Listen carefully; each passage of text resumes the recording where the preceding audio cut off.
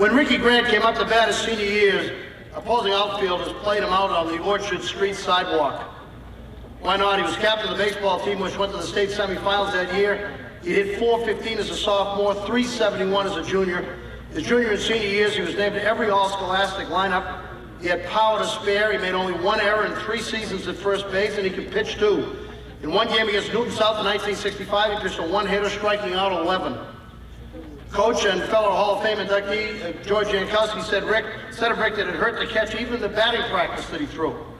Rick was selected for the Hearst newspaper's changed Sandlot All-Star Tournament 3 times, playing in Fenway Park and in New York's Shea Stadium, and being as touted as the hottest thing to hit the team since the days of Al Kaline and Bill Scarlett.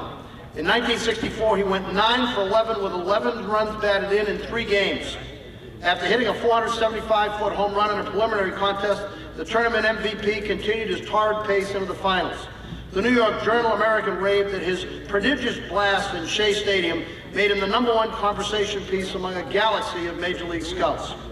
Set to go to the University of Arizona on a full scholarship in June of 1965, Rick was the first draft pick of the Milwaukee Braves, who craved what they call his unlimited power. While awaiting terms, he played for the Harwich-Town team in the Cape Cod League, and later that summer, he signed with a $58,000 bonus. To put that in perspective, consider that the same year the highest bonus ever given to a pitcher was handed out by the Washington Senators at $75,000. Rick reported to the Florida State League and rose through the Braves system. He was moved up to the Jamestown Braves of the New York Penn Circuit, where he had 2 homers and 2 triples in his first 5 games. In 1968, he was an all-star for Western Carolina's Greenwood Braves and repeated the feat in 1969 in the Texas League. His hitting skills were much in evidence as he led the league in homers most of the season, but he hadn't forgotten how to pitch either. For Greenwood, he racked up a 7-0 record as a reliever.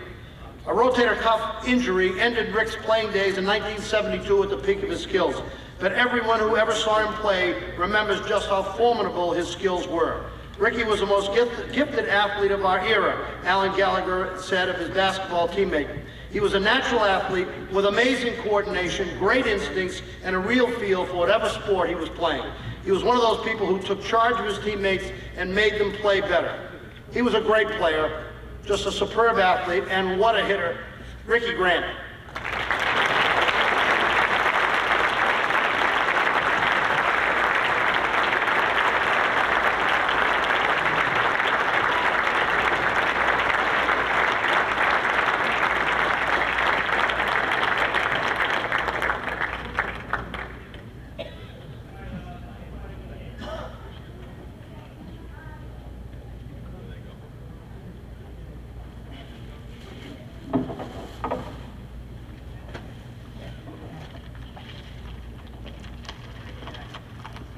Thank you very much.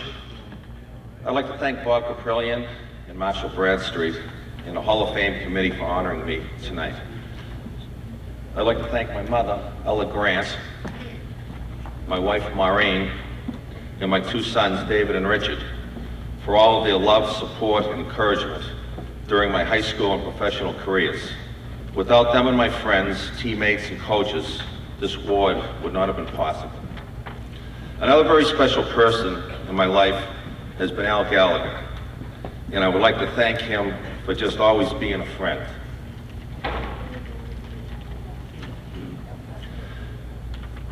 I had the pleasure of watching my sons participate in athletics at Watertown High, and then continue on to great college careers.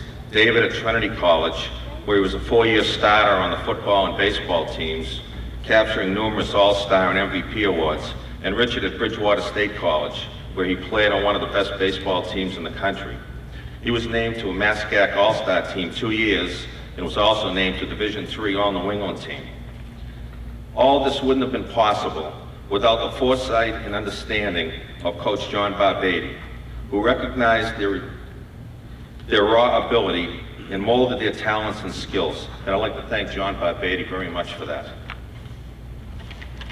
Teachers are the unsung heroes who seem always to take the back seat when it comes to any athlete's success.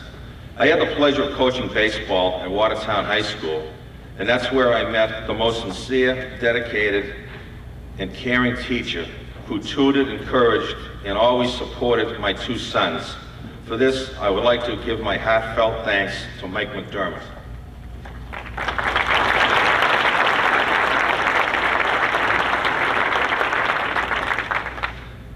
I've played baseball from West Palm Beach, Florida to Yakima, Washington, and from Cape Cod to Mazatlan, Mexico, and a lot of places in between.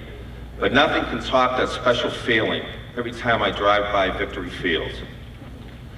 Being here tonight with the great people and athletes of Watertown is a special evening I will never forget. Growing up in Watertown, people such as Tom Riley, Frank Duffy, Jim Fitzpatrick, Jack Burns, Dick Nigerian, Bob Dupree, Jim Adams, Tom McGovern, George Yankowski, Moose Clark, Bob McGuire, Lefty Burgess, and Gerard Riley have played such an important part of my life. But one man stands above the rest, and tonight I would like to dedicate this award to my father, Bill Grant. Thank you very much.